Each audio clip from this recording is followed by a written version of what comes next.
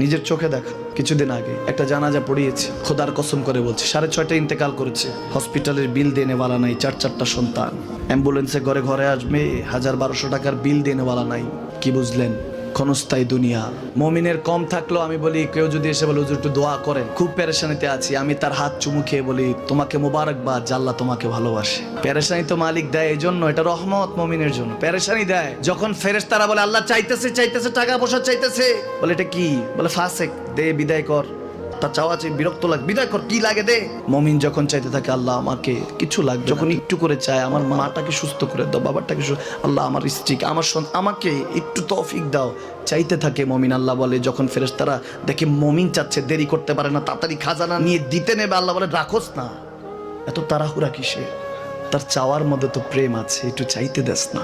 থাকুক না মমিন আর একটু পেরেশান, থাকুক না, থাকতে দেস না, একটু